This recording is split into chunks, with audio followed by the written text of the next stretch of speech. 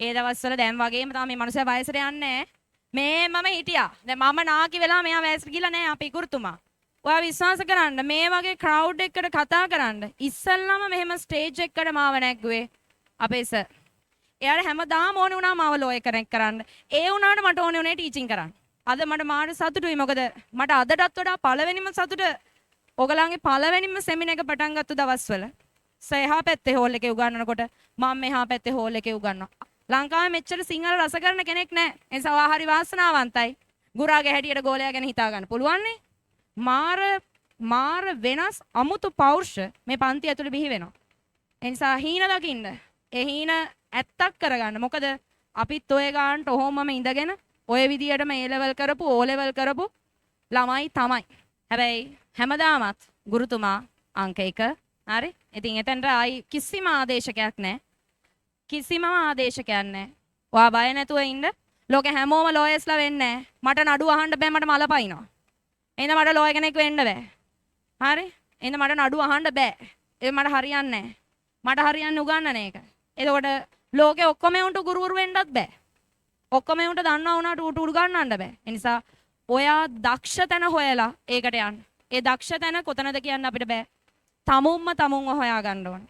මම විශ් කරනවා ඔයාට ආව හොයා ගන්න හම්බෙන්න කියලා. තිස්සස මගේ ගුරුවරයා මේ මගේ ගෝලයා. හරි. මම කට කැඩෙනකන් කිව්වා හෝම් සයන්ස් කරන්න එපා කියලා. අම්මා හෝම් සයන්ස් ටීචර් ඉඳලා අම්මත් මාත් එක්ක තරහ වෙලා දුවත් තරහ වෙලා හිතුමනාපෙට හෝම් සයන්ස් කළා. උඹට ඕක නොකළා නම් ලෝයර් කෙනෙක් වෙන්න තිබ්බා කියලා මම කිව්වා නෑ මම ලෝයර් වෙන්න කැමති නෑ. හැබැයි දැන් මං එදා කීපු උපදේශ ගැන අසතුටු නෑ සතුටුයි හේතුව දැන් ලංකාවම දන්න මේ භූගෝල විද්‍යා ගුරුතුමිය. හරි. නිසා විශ්වවිද්‍යාලයේ ඉහළ සාමාර්ථ එක්ක පාස් වෙලා දැන් මගේ ආයතනයේ මාත් එක්ක උගන්වනවා. මට ඒක සතුටක්.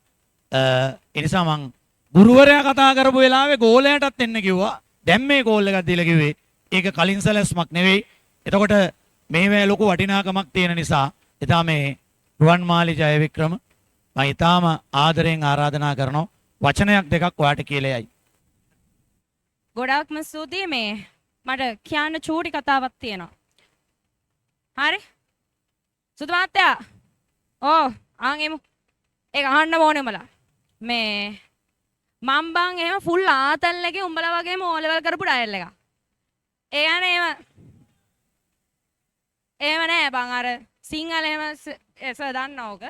මට ව්‍යාකරණ බෑ බං. තාදීත කෘදාන්ත නිපාත සමාස බුදු අම්මේ මං අනාතයි. මාව කොනක ඉඳන් A level ගොඩ දැම්මේ මෙතුමා. එතකොට හැබැයි මං A level කරන්න ආවේ අරමුණක් ඇතුව. මොකද මට අරමුණක් එන්න හේතුවක් තිබ්බා. මේ මට යුනිවර්සිටි යන්න සිද්ධ වුණා. මගේ පෞල් පසුබිම තුල වෙච්ච යම් සිදුවීමක් නිසා ඔක මං යම් යටිසටහන් වල කියලා තියෙනවා. ඒ කතන්දර පැත්තක තියමුකෝ. මෙතුමාව මට හම්බෙන්නේ මගේ අම්මගේම යාළුවෙක් රෙකමන්ඩ් කරලා. මම පන්තිර ගියාට පස්සේ ඒ දවස්වල දැන් වගේම තමයි මේ මනුස්සයා වයසට යන්නේ. මේ මම හිටියා. දැන් මම නාකි වෙලා මෙයා වයසට ගිහලා නැහැ අපේ ගුරුතුමා. ඉතින් කොහොම හරි මේ ඒ දවස්වල බැඳලත් නැහැ. හරි? නෑ. No guys.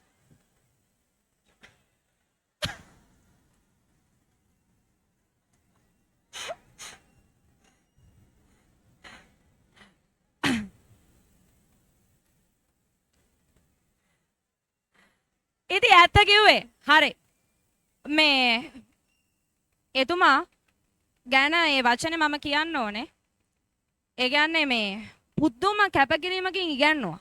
ඉස්සර මේ O level පන්ති A level පන්ති දෙකම කරා. දැන් අවාසනාවන්ත විදිහට A level පන්ති කරන්නේ නැහැ. ඒ නිසා කැම්පස් යන්න A level කරන ළමයින්ට ඇත්තටම සිංහල මාර පන්නරයක් වෙයි. ඔය උගන්නන ඔය ටියුට්ස් ටික මං ගාව අදටත් තියෙනවා. අදටත් මම මෙතුමගේ මේක කතා කරන සහ ඔයා විශ්වාස කරන්න මේ වගේ ක්‍රවුඩ් එකකට කතා කරන්න ඉස්සල්ලාම මෙහෙම ස්ටේජ් එකකට මාව නැග්ගුවේ අපේ සර්. හරි මම ඉස්සල්ලාම ක්ලාස් එකකට ළමයින්ට ඒ කතා කරන්න එහෙම ඉස්සල්ලාම මෙහෙම මේ කකුල් දෙක වේවුලන්න නැතුව ළමයි ගානක් ඉස්සරහා හිට ගන්න මගේ කකුල් දෙක හයිය කරේ මෙතුමා. එයාට හැමදාම ඕනේ වුණා මාව ලෝයර් කෙනෙක් කරන්න. ඒ වුණාට මට ඕනේ උනේ ටීචින් කරන්න. හරි? හැමදාම අපි දෙන්නගේ විශේෂයෙන් අම්මගේ අපේ අම්මට නම් එහෙම එකක් නැහැ. ඉතින් මේ අර එයා කැමති වුණේ නැහැ මම හෝම් සයන්ස් කරාට. ඒ වුණාට මට ඕනේ වුණේ ටීචින් කරන්න. මොකද මට ඒකට පුදුම ඇම්මක් තිබ්බේ. දැන් හොඳයි ඇම්ම සනීපයි. උගුරටත් ඔයාලට පේනවා ඇති.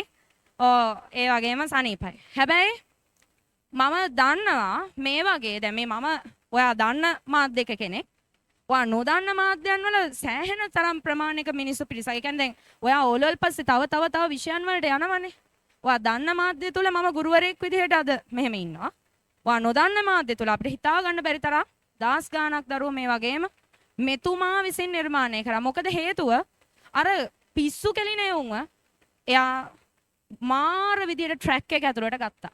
එතකොට පිස්සුත් කෙලලා මාර විදියට වැඩක් කරලා හරිම ලස්සන අවුට්පුට් එකක් එළියට ආවා. ඒ කියන්නේ අපි සාමාන්‍ය ලෝකයේ තුල ජීවත් වෙන විශේෂයෙන්ම සංවේදනා සහිත හරි ඒ කියන්නේ අනිත් එකාට දුකකට උණු වෙන යම් කිසි අසාධාරණයකට ඇඟේලේ කකියන හරි එතකොට අර ආදරේ හඳුනන ඒ කියන්නේ බොහොම සහකම්පනයක් සහිත මිනිස්සු ටිකක්ව බිහි කරලා දුන්නා. ඒ නිසා අද ඉතින් ආයි ඕන තැනක හිටගෙන මේ වගේ කතා කරලා යන්න පුළුවන් පන්නරයක් අපිට හම්බුණා. ඒ නිසා අද මට මාර සතුටුයි. මොකද මට අදටත් වඩා පළවෙනිම සතුට ඔයගලන්ගේ පළවෙනිම සෙමිනාර් එක පටන් ගත්ත දවස්වල එහා පැත්තේ හෝල් එකේ උගන්වනකොට මම මෙහා පැත්තේ හෝල් එකේ උගන්වනවා. අදටත් බං මං ප්‍රසිද්ධියේ කියනවා මගේ ගුරුතුමා එහා පැත්තේ උගන්වනකොට මට මෙහා පැත්තේ උගන්වන්න බෑ. මටත් නිකන් ආවේශ වෙනවා. මටත් නිකන්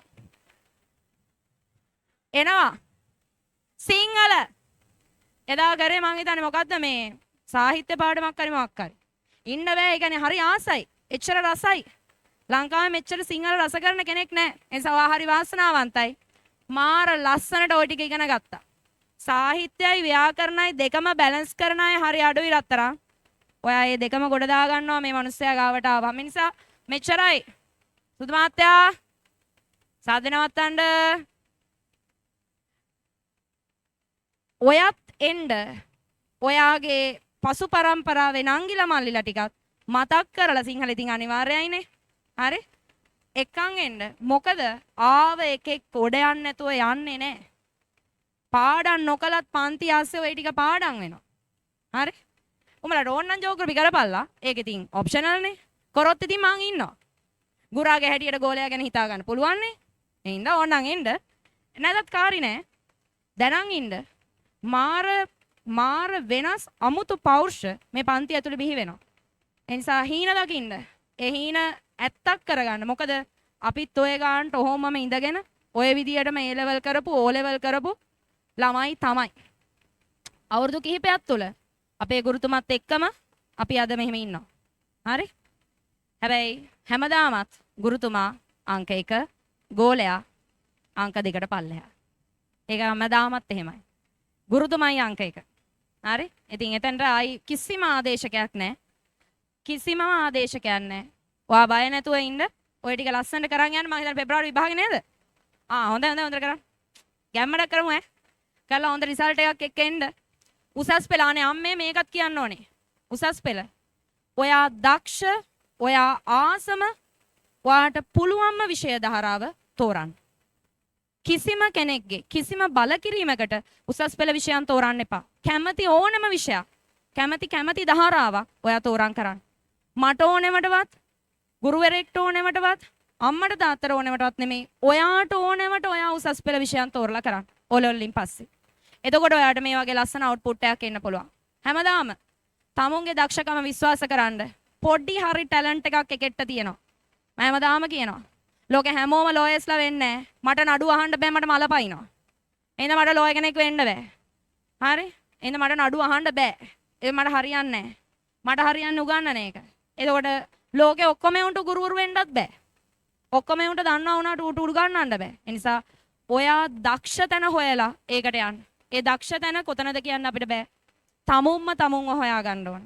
මම විශ් කරනවා ඔයාට ආව හොයා ගන්න හම්බෙන්න කියලා. හරියට මම මාව හොයාගත්තා වගේ. හරි?